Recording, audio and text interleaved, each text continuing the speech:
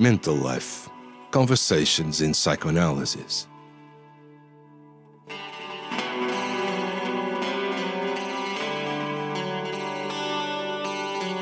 Conveying psychoanalytical thought simply.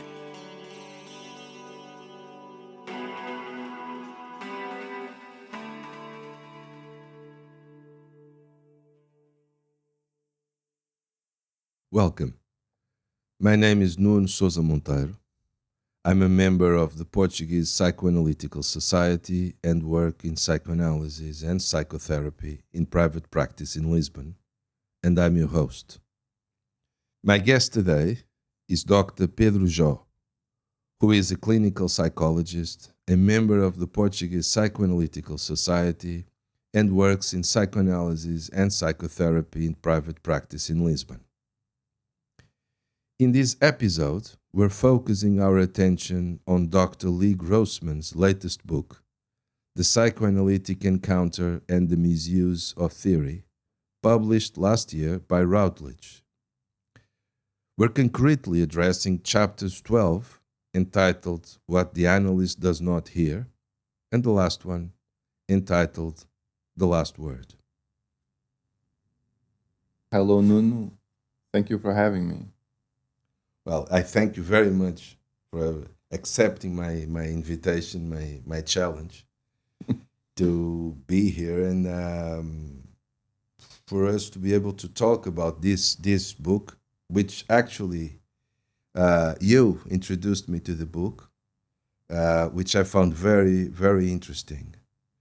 You've been in San Francisco a few years ago and got acquainted with the San Francisco Center for Psychoanalysis, and so it's a different school from our European established way of thinking and working in our clinical work in Europe, right? So, well, I think that the book, even though it's a small one, it's a very rich one, very interesting. It is. And even if we just took one chapter, and well, in the last one, where he addresses like a condensed summary of the whole book. Well, but regarding that 12th chapter, what the analyst does not hear, I don't know. What do you think about it, or which questions surfaced from your reading of the chapter? I think you actually chose very wisely, because this is probably one of the most dense chapters of the whole book. I think you can see that it's an author's late book, because his thought is very well condensed.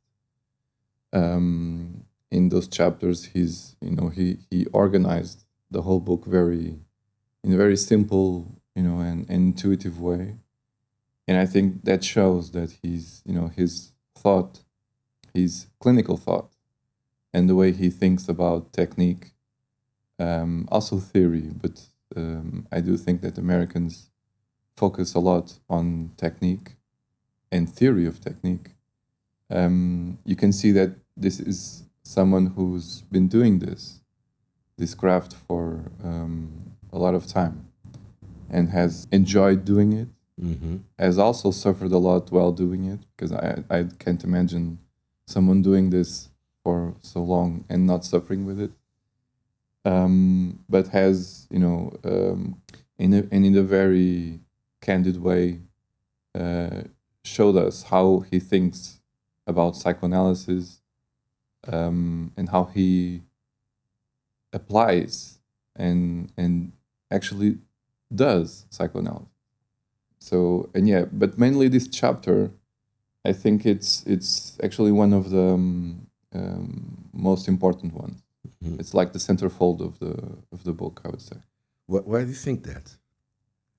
Because here you can see, at least in my opinion, his main ideas about technique, and ideas that really stem from the American school or American way of thinking about psychoanalysis.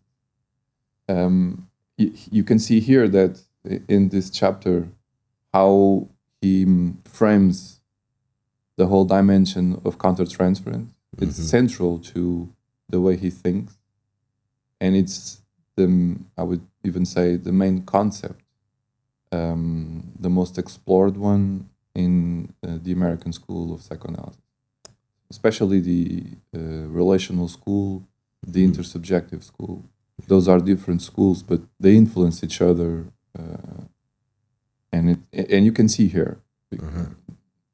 Yeah, I was thinking some of the main differences because I mean we're European, both of us, working in Portugal, and we have mainly two choices.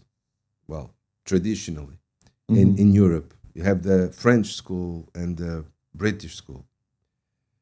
And even though our school is mainly the British school, it's still European, and so really different from any American school. And it got me thinking about the one aspect we already talked about, which is the freedom, the way that freedom is like incorporated in the way of thinking and working in the clinic. And starting this chapter 12, Dr. Grossman, he quotes Arnold Goldberg in a workshop in 1995. And the question is, how do you know when you're wrong? I thought it's very interesting that Grossman starts the chapter what the analyst does not hear with this question, instead of entitling the chapter in a positive way, like what the analyst does hear and know about the patient and so on. It's the opposite. It's all that we cannot hear, that we are not able to, and all that we do wrongly, all that we miss. So I think it's very interesting, this negative approach, so to speak, regarding to the freedom of thought. It's hard to not generalize here. But when you are in America and you listen to other clinicians talking, you have this sense of how the analytic relationship, the analytic dyad, is developed. During training, we are made to feel that we have a responsibility for our patients, and we do. And it's actually something that can never be thought otherwise. Yeah. We do have this responsibility, and that frames the asymmetric nature of that encounter, of the clinical encounter. That must never be put into question. Having said that, contrary to what I would say that is the European way, I do think that they root their culture in this idea of freedom, of liberty, in a way, of anyone can do their own path. Anyone can develop his own way of living in America. This idea of the American dream. This idea about the American dream, I think it's central to how relationships do eventually develop there. So when, for instance, you go to see a doctor there, you don't see the same reverence as you see in Europe. Yeah. It's not that they're rude necessarily, but if you feel that you need help and you're seeking help, even though there's this need to go and see someone, this idea of idealization, of reverence, of even some kind of submission is not seen the same way. So what I mean is that if someone from the street comes and meets you in your office, he will most certainly be asking you what makes you say the things that you're saying. Yeah. And we are not used to having to explain ourselves like that. Yeah, absolutely. I totally agree. But one thing is to be aware of the responsibility, like you said, all the time. Well, part of that responsibility is, well, according to Grossman, and I think we can share that thought. Really, to acknowledge that we're constantly making mistakes and constantly missing things Yeah. and constantly not understanding. How many times does it happen that we end a session and we have to sit down to take notes? We're trying to grasp anything from the session. I don't know if that happens to Of course you. it does. Yeah. I think it's the most underdocumented aspect of psychoanalytic training. It's how hard it is Yeah. for candidates to actually write notes, write transcriptions in direct discourse. It's really hard. It's like, in a way, it's you feel that you have to write like this play, Yeah. like it's a playwright, you know. Yeah. And it's and when I'm really trying to focus on a session, I think about plays in theater, and I use those sidelines, you know. Then the character did this, and I do that, you know. I add some commentaries about how the patient moved on the couch, you know, and how his tone of voice changed. Yeah. You know, the whole prosody thing. It's hard, and I do think, as Grossman mentions here, that it's utterly impossible to actually report everything that went there in the session. Yeah. Well, it's not completely impossible, of course. We do try to take notes and write our transcriptions whenever necessary, take them to supervision, use them for ourselves. But I do think that he's focusing here on something that I do think that in Europe there's not such a tradition of thinking about, which is the analyst's unconscious. And I do think that this comes from the fact that there's this myth that comes from a really distant place in time, which is from Freud. And the idea that if one is analyzed, one does not need to think about such things. Of course, any analyst will deny this, because we also know, probably in an intellectual level, that we need analysis, we need supervision, we need, you know, peer reviews, we need intervision, you know, to be able to do this work. But it's not the same. You know, there's an institute in the United States that establishes that any analyst, any practicing analyst, has to be on analysis. All the time. All the time. That's interesting. If he's practicing, he has to be on analysis. And before you ask, if the analyst dies, he has to find another one.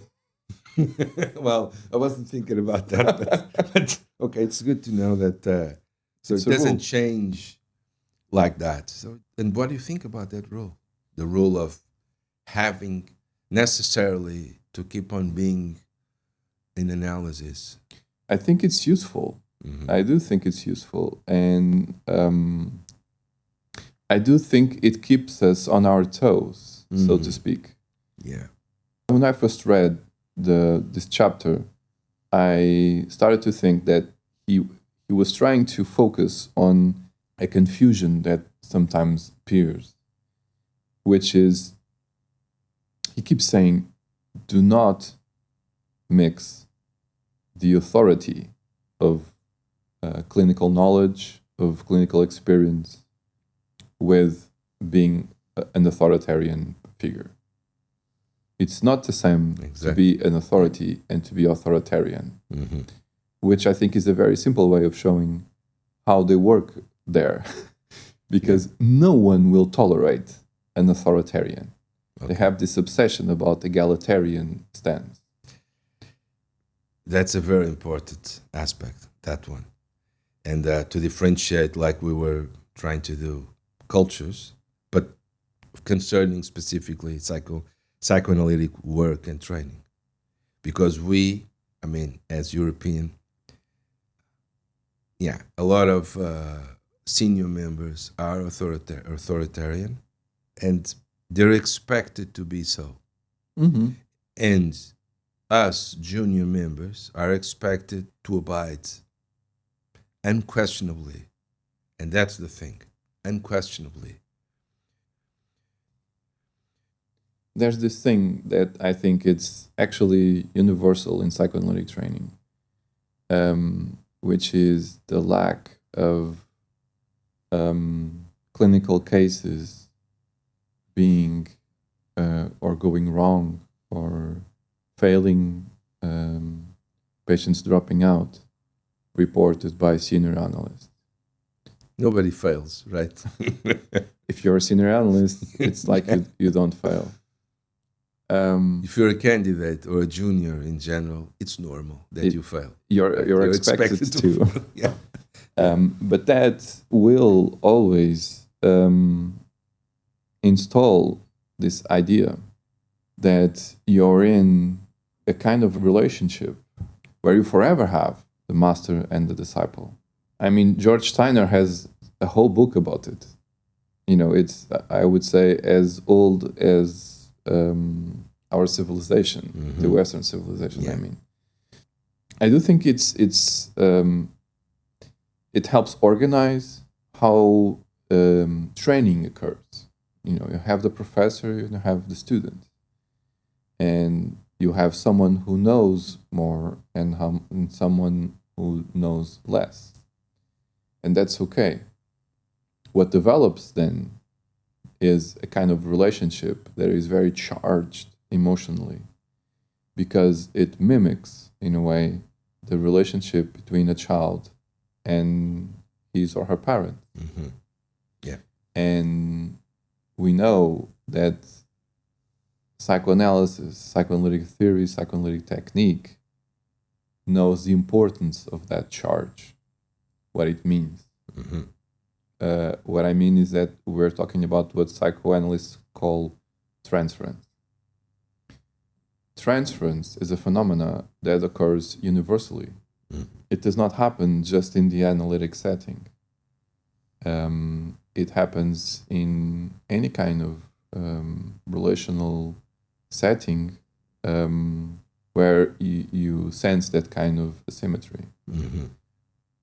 What I feel is that, as I said previously, even though that kind of configuration can help us organize a society, the American way of looking at this tends to kind of push asymmetry onto any kind of relationship, which is a very delicate aspect, because there are situations where if you're in need of help, you need to believe, you need to actually trust that someone who is there with you has the resources to help you. However, if it's just that, you end up with a lot of, we would call, blind spots, with things that also happen but are not talked about. And in psychoanalysis, that is especially important, because if there are two people there, and Owen Brannick says that the analyst's subjectivity is an irreducible aspect of psychoanalytic work. What that means is that he is an analyst, he knows, or at least he must know, that he's not focusing on him while working. His main focus will forever be the patient. Mm-hmm. And by this I mean that I believe that transference never ends. You can work on it.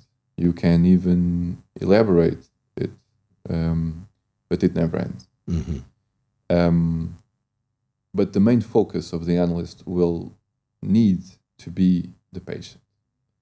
But the analyst is also there, is also present in the room, Mm-hmm. and has this, not only this training, his clinical experience, books he read, he studied, but also has who he is, Mm-hmm.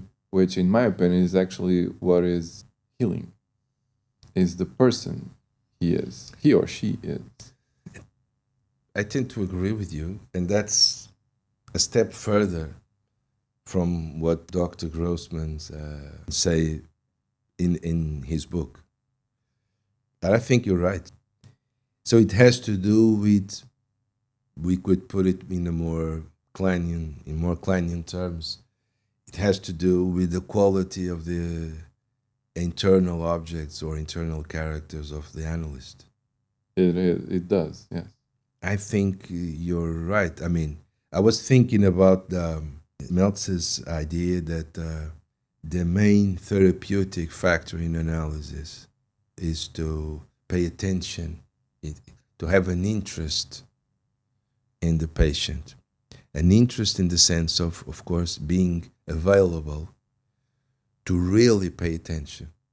So we can go back to this chapter and say, so that's all in the way that we hear, because we hear with our own internal objects, and we don't really know how that happens.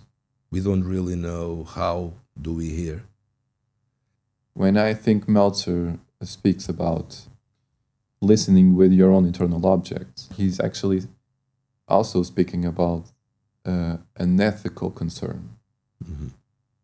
But it's tricky, isn't it? To actually be with someone, be with a patient, I mean. And for instance, reacting to him or her and thinking that you might be influenced by your feelings, by your emotions. You certainly are. We certainly are. All the time, yeah. Of course we are. Yeah. I think we just like to think that we're in control because of all that knowledge we piled inside. But still, we do have to be in a relationship with the patient, with who we are. And what I think Grossman is pointing here at is that we don't just react. Even the conceptualization of countertransference is interesting, because analysts transfer, because analysts are people, and so they transfer to the patient. They even transfer to psychoanalysis. We have a relationship with psychoanalysis. Mm-hmm. We have a relationship with psychoanalytic theory, with psychoanalytic technique, with its institutions, with our colleagues, with the books we have on our shelves, the way we see ourselves. Mm-hmm. So we do transfer. And if we transfer, maybe we can also get distorted perceptions. Absolutely. I totally agree. I mean, I was actually looking at a passage in this chapter where Grossman addresses exactly what you were saying now, where we can read, and I'm quoting from him. I suspect that both our way of listening and our preference for theories are primarily consequences of our way of seeing ourselves. It may be true that theory shapes technique, but to a far greater extent, character shapes theoretical preference. So again, the way that the more or less idealized way that we address psychoanalysis, like you were saying, as a whole, the group of theories we attach ourselves to, those selections stem from the way that we see ourselves, our own personality and character traits. So we interfere heavily in the way that we listen to. The same happens with the patient. I do think this is a struggle, but it perhaps is not that different. I don't like this analogy very much, but used all the time in psychoanalysis. So we do know that we don't look at our children the same way. We don't like to admit it, but there are preferences, or not so much preferences, but when you have more than one child, you see that they kind of make you react in different ways. They evoke different aspects of you. And it's not that different with friends, with people around us, and also with patients. And so what I mean is that we do react in different ways to different patients. They evoke different elements of ourselves. Mm-hmm. What that certainly doesn't mean is that we can't work with them and have a similar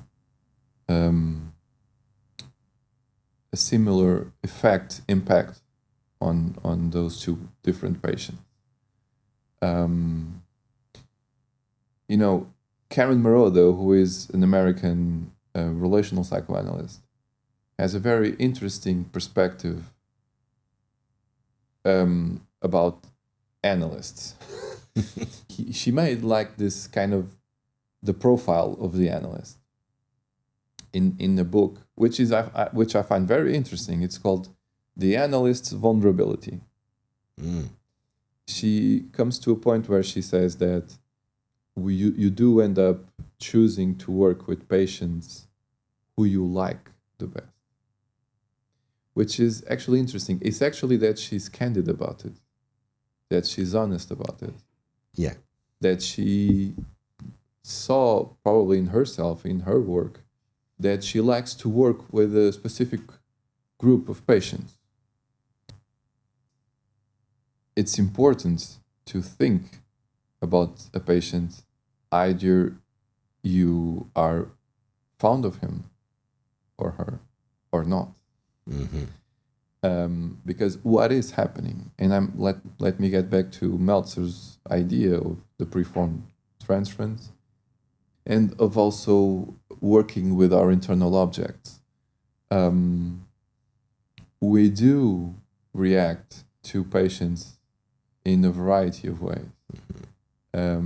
So we have to be able to think that if we are having struggles with the patient, if being with the patient is a hardship, it also has to do about who you are and what you're expecting of the patient. This will forever be an important aspect of the work. Of course, that doesn't mean that we are always concerned with the patient mainly, but to do a good work for the patient, you have to also think about yourself and how to listen to yourself. So working with difficult patients actually is as important, as if not more important, than to work with patients that we're fond of. And Ferenczi did a lot of that. I find his questioning and his work and even his suffering and the way he poured all of that into his work and his texts, absolutely, valuable. Of course, I do think that, pretty much every psychoanalytic author did that. I just think that Ferenczi, as a part of the first generation of psychoanalysts, did it in a particularly honest way. As I did, Grossman also had here. I agree. And if you agree with me, I would say that it could be important to look at what he says here with his clinical case, the clinical example of Mrs. F. Yeah. And so, to summarize, Mrs. F was like this only child of an idealized father who was an artist, a devalued mother, it seemed, and who did not have the same education as father and Mrs. F herself. Yeah, it seems. Grossman doesn't says that here, but we do have that idea. And it comes to a point where Grossman, as Mrs. F analyst, starts to feel that Mrs. F feels some kind of responsibility, we would even say culpability, about her parents', we would say foreseeable divorce. Because she considers that she would be a best partner, more adequate partner for her father than her mother, who she adores. We see that here. Yeah. But Grossman, as her analyst, gets the idea that Mrs. F, that seeks him for analysis after a series of failed, we would say, romantic relationships. He starts to see by her discourse that she, as he says, sells herself very short, that she thinks little of herself. And she even says that she seeks him not choosing a psychoanalyst that would be, a bit more notorious, a star analyst, because she argues that she would be stealing that star analyst from someone who truly... Who might need it more than her, And I think it's interesting, to be confronted with that. Oh, I'm choosing you because you're not the best. It's like third best or something. It's very interesting. And again, the way that Grossman addresses that issue. Well, actually, along with many other issues throughout the book, with a particular sense of humor. Yeah. We didn't mention that before, but which I thought it's very enriching. It also enriched the relationship itself. Exactly. Because it conveys an ability to play. What happens after that is that there's a moment in a session where Mrs. F comments that her boyfriend at the time made a remark that, made her feel bad, that kind of hurt her. But she was very quick to dismiss that, saying something like, oh, it's not very typical of him, so I will not, take that too much into account, or something like that. And he then says what it seems like in an automatic, in a reactive way. He also does a remark, which is itself an interpretation. He says something like, maybe you're selling yourself short again. And she, with this incredibly insightful comment, goes to reply, I have this idea that the only man that would be good enough for me would be you. And Grossman kind of feels, disconcerted. He gets puzzled. He will admit that it's true. It's partly true. It's partly true. You're right. It's a brave way of reacting. Yeah. In the consulting room, and then to share that in here, that's very brave. As you said, it was not completely true. Yeah. It was partly true because he was not interested in her romantically. Yeah. But he was very fond of her. And he, when confronted with this own idea of seeing her go, ending analysis, he would feel abandoned. Yeah. And there's this, this admission, of being confronted with that thought and not retreat. Mm-hmm. Exactly. He stood there and he gave some thought to it. So what was he not hearing? Exactly. It seemed like he was not, listening to that part of himself that was fond of her, that his work with her was gratifying, but gratifying to a point where he could be also focusing on gratifying himself and not the patient, and not looking at why the patient sought him in the first place. And so it was really important, this exchange between them, because he could, listen to her listening and really start to think about his own listening about his own listening. And here we have a little grasp of how Grossman thinks as a clinician. He thinks that he should not be gratified, which is actually very interesting, because this is like Judo-Catholic guilt, it's like, I can't be happy while working. Yeah. Well, that's one of the $1 million question, isn't it, of psychoanalysis. Should we feel gratified? I always remember one supervision session I had a few years back, where I was presenting a case to my supervisor of a man who would really try very hard to feel gratifying to me. Oh, okay. And he was a bit clumsy while doing it, but it was obviously so. And my supervisor at the time said, in a very strict way, be careful, Pedro.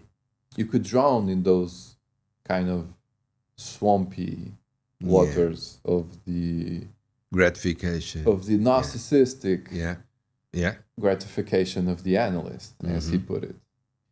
I do think that we have to always have present the setting, what we're doing there. It's a really hard task to stay on the analytic stance, we would say the analytic position. But sometimes we might need to stumble. So you might have to, allow you to feel things. And gratification might be one of them. I do think that psychoanalysis is a very delicate profession. Oh, yeah. A very hard work to do. It can almost be destroyed by wind. It's as delicate as that. And so, in order to defend it, in order to save it, preserve it, you do have to pay respect to how it is done, to how it was created.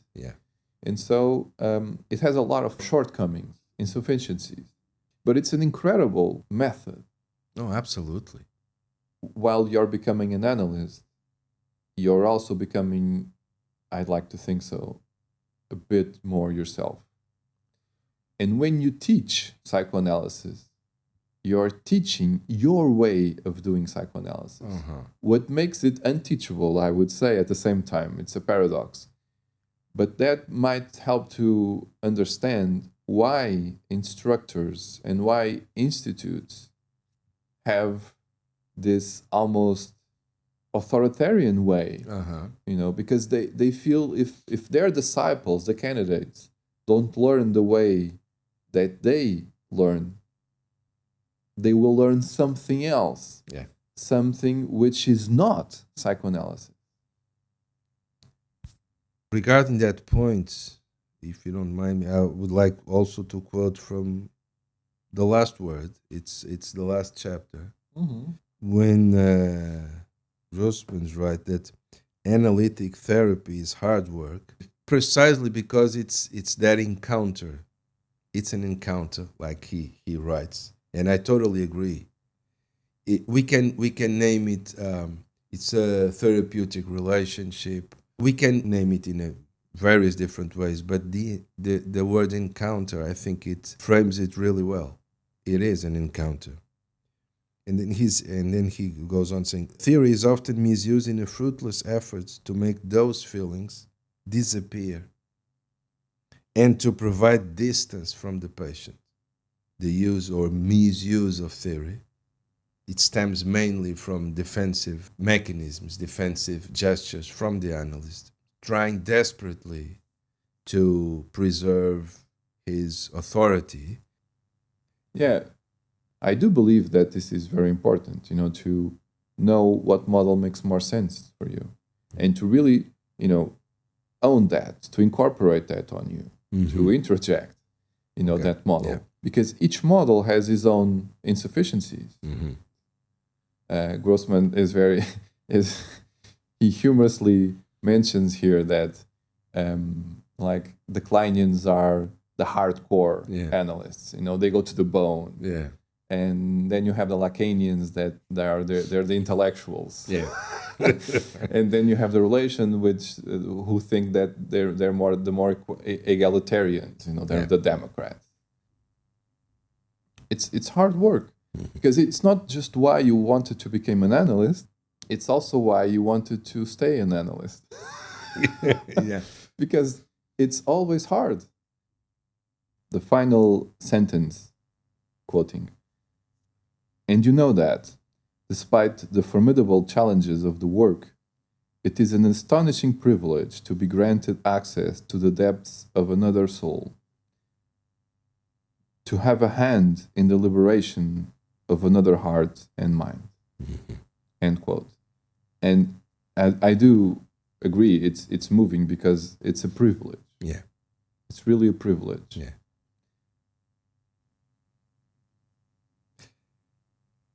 Well, let me thank you very much again for your presence and for Thank you. accepting my challenge to think together and talk about this fine work by Dr. Lee Grossman. It was a pleasure to have you. Pleasure was mine. Thank you very much. Thank you.